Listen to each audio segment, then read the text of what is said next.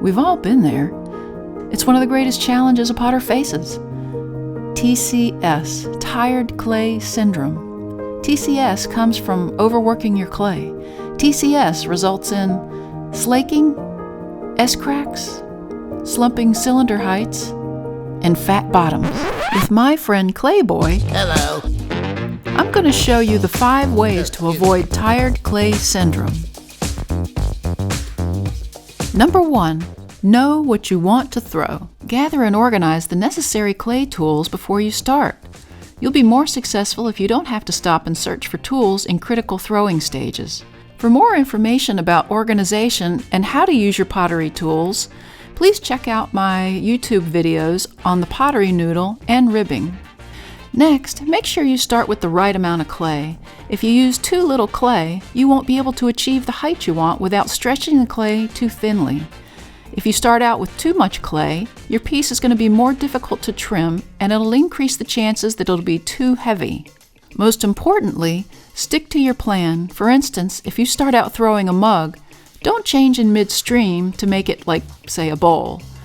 First, you won't have enough clay in the bottom to trim a foot. And second, the excess stretching, handling, and water will result in a tired, muddy mess. On the other hand, of course, you may have just invented a new way to eat soup.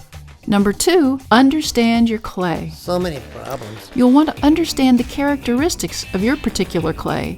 Some clays are great for throwing and hand building. Some clays are not suited for throwing on the wheel, but are perfect for hand building and sculpture. Some clays will be more forgiving to beginners who might tend to overwork their clay.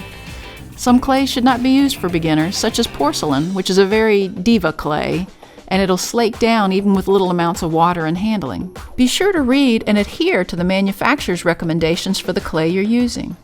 Number 3, Look at me. work out with your clay. Wedging your clay makes it more pliable, minimizes the amounts of air bubbles you'll have, and it helps to homogenize it. In other words, you want to avoid hard clay nuggets mixed with overly soggy pockets of clay. The more pliable and consistent the clay body in the beginning, the less time it'll take to throw on the wheel, and the less chance that the clay will become tired. My favorite way to wedge is to use a ram's head style of wedging, and then at the end I add a little Tootsie Roll twist, and then I wire away the edges and slice to the size that I need.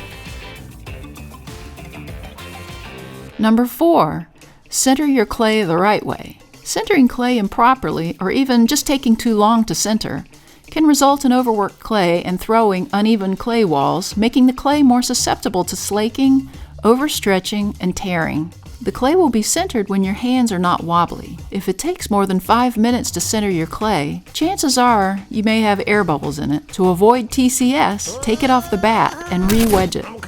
Number 5, don't overwork your clay.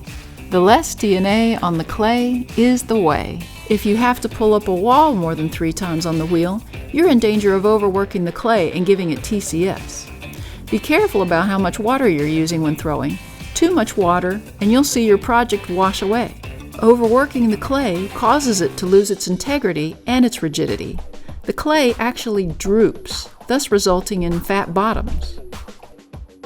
By following these 5 steps, you can make a difference to eradicate tired clay syndrome.